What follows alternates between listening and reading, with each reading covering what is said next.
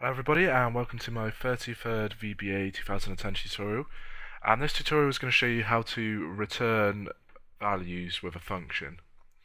So let's get started. The function I'm going to do is going to be a function that will calculate the volume of a cone, a cylindrical cone, with giving it the values of its radius and its height.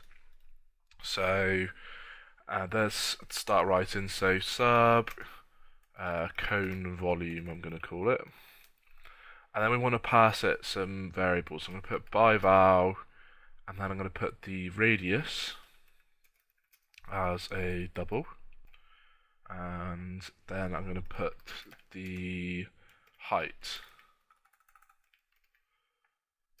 as a double, and I'm going to close that off. And then finally, something we've never done on this line before, because I want this and I want it to be a function, because I want this function to return a value, we just need to declare what value that function is going to return as well. So I'm going to put that as double at the end.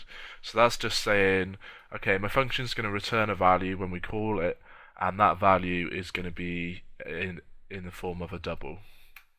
Let's press enter, and then we've got the structure of our function set up, and then we just need to put in our formula for the cone. So I've got this down here. So this is our formula. So it's pi r squared times h divided by 3, and so it's just the radius of the cylinder at the bottom times the height times pi, and then divided by 3, and that gives you the volume of a cone. And then we just need to put this into a more VBA friendly format. So let's just give ourselves a variable first of all to put it all in. So dim and volume as double, and then let's set volume equals, and then we want the value of pi. So to do this, we can put worksheet function dot pi, and that's just built into VBA, something that you can use, and it will just give you the value of pi to as many decimal places as it can. I think it's 15, and then times by, and then we want radius to the power of 2 times by height, and then divided by 3. And then if you didn't know, I don't know if I actually taught doing powers, but to do a power you just put the little up sign, the same as you would on kind of, if you don't have the ability to put it on there, quite often put it in Word and stuff if you're gonna be printing it out.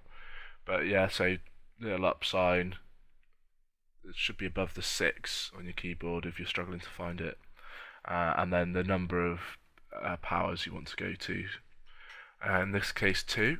So that then gives us the volume of our cone in this variable here, and then all we need to do is just tell that function that we want to give that volume back as the value. So to do this, you just take the name of the function and you set it equal to whatever you want it to equal. So let's put it equal to our volume, and that's it. So now when we call this function, we give it the radius and we give it the height of the cone, and then it's going to return the volume. So down here, let's just do this. So sub, and then give me numbers. So then let's just give it some values. So let's say dim radius as double, radius equals input box. Please enter the radius of the cone.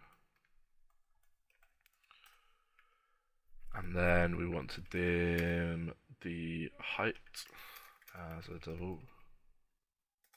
Then height equals input please enter the height of the cone. And then we just want to call our function. So I'm going to message box it out. So all you need to do is, when you want the value, just put, you don't need to use call, just put the name of the function and then put the open brackets, put in your parameters that you've given it. So we would just want to give it radius and height, and then that's it. So that's just going to message box out the cone volume. Let's just put a little bit of text first. So the volume of your cone is, let's just put a little bit like that, and an ampersand. So that's just gonna message box out the volume there. So let's play this now as an example. So play, and please enter the radius of the cone. So let's say it's 3, and then the height of the cone is 5, and then the volume of your cone is 47.12388, and blah blah blah blah blah blah. So that is how you would use a function to return a value. And you can use any of the other, you can return any other variable type. So you can return boolean, so just true or false. You can return string, so you could get it to return a message. And basically anything, any variable type you can think of, you can put in there as the return value.